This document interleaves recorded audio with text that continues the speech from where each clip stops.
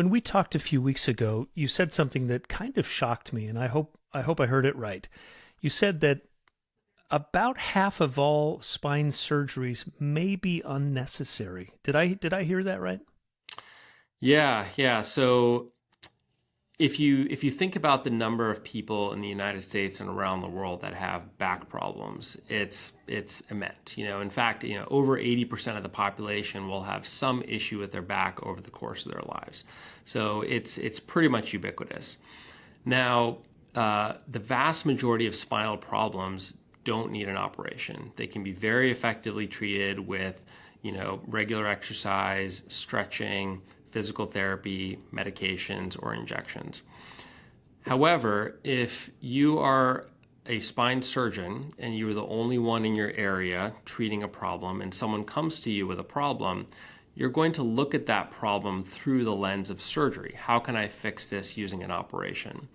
Whereas there may be other ways to treat that problem, the methods that I mentioned, that don't require an operation and might be as effective to treat that person's problem and without the risk of an operation.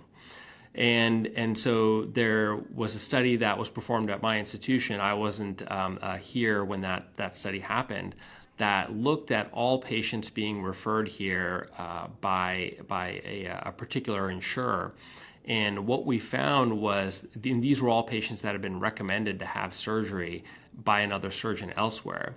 And what we found was that over 50% of these patients, when reviewed by a multidisciplinary panel here, including surgeons, physical medicine and rehabilitation doctors, and pain management specialists, that over half did not need an operation and would benefit from some other type of conservative care, whether that was weight loss or physical therapy or medication adjustment or injections, and would have done better with that rather than having an operation, That, which is that a little bit sobering for our own specialty, honestly. Boy, it really is. And when you think that, insurance companies have gotten really good over the years at not spending money where they don't have to spend money, you'd think that insurance companies would maybe look a little deeper into this to try to figure out how we get those people out of the surgery pipeline and maybe into some of these other modalities, right?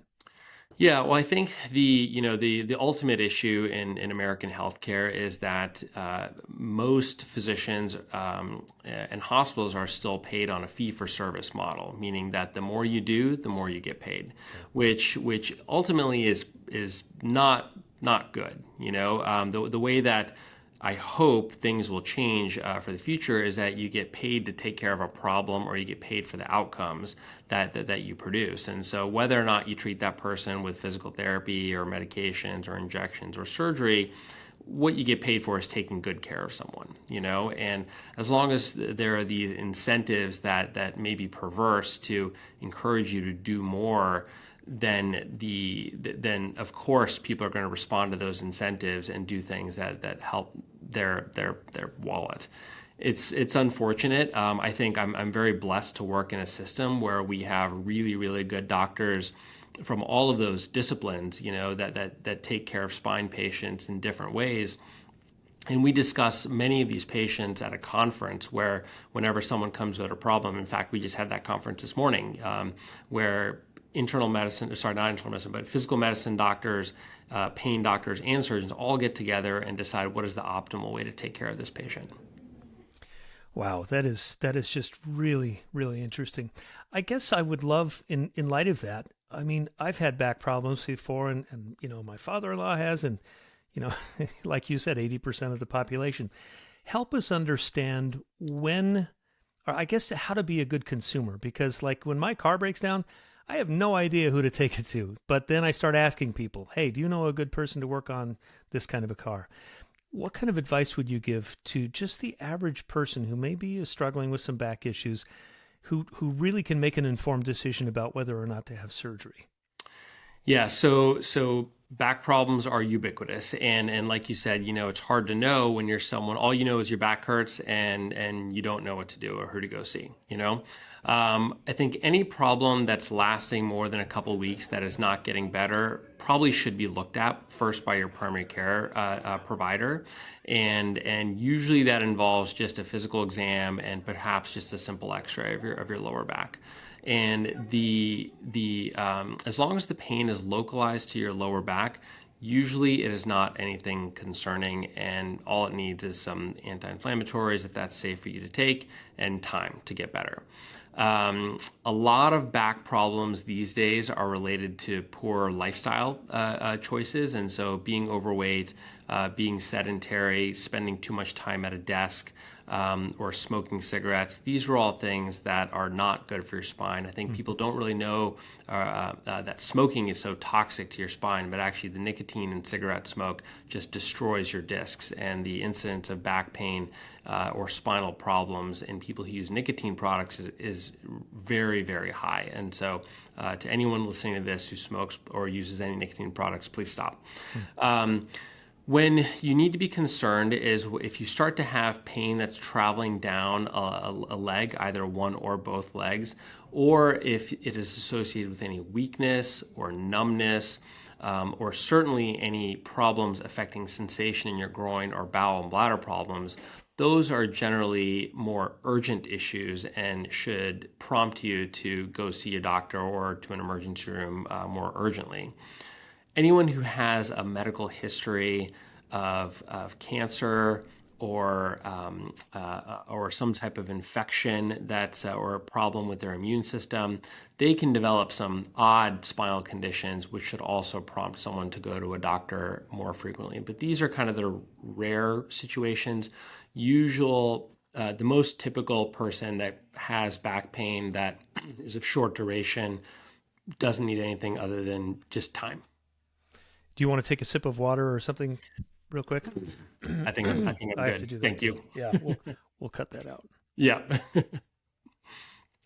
One thing that I've found really interesting over the years in talking with physicians that I know is that there's a business side of being a doctor, and then there's the treatment side, the calling side of being a doctor. And I'd love for you to give some advice to maybe somebody just starting out in their medical career. How do you find a good group to connect with? How do you find a good company? Because it seems like, like every other industry, medicine is being sort of consolidated by big companies. But what did you do to find this great group of physicians to work with on this team? And what advice would you have? Yeah, that's a great question. So this is actually my second job, and so I started off when I finished training, I was interested in taking care of complicated spine problems, and the type of job that I was looking for was not readily available because there aren't that many people that do this kind of job if you look around. And so I ended up taking a job at a private practice, and it was a very, very good group, a very highly regarded group. But the focus of the spinal care and the other surgeons and me were just a little bit different to the extent that it was not quite the type of practice I wanted to be in or found myself fitting in long term.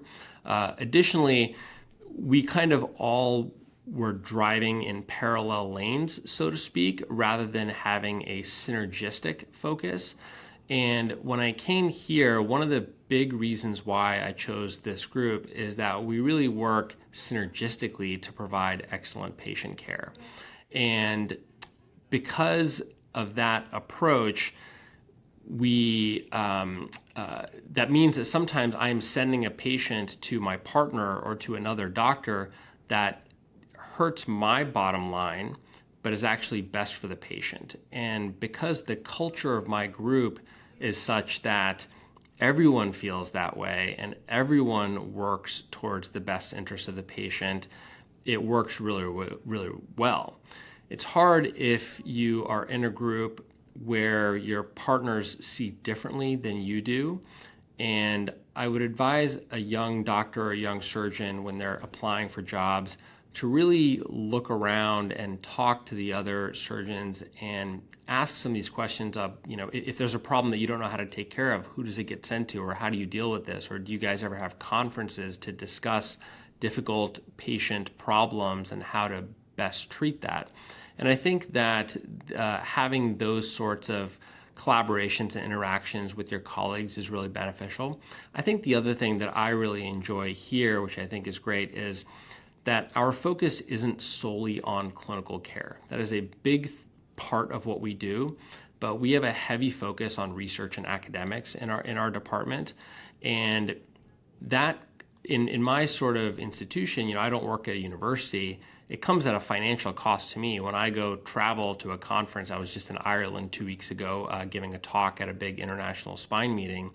And that's a week where I could have spent here seeing patients or doing surgery and making money. But to me, it's beneficial to go interact with my colleagues around the world and to help promulgate new knowledge and new information, how to take better care of these patients, which is good for everyone in the long run. And so I find a lot of value in enjoying that. And I think that a lot of new doctors coming out that, they get caught up in the business of medicine and just out to see more patients, do more surgery, and make more money.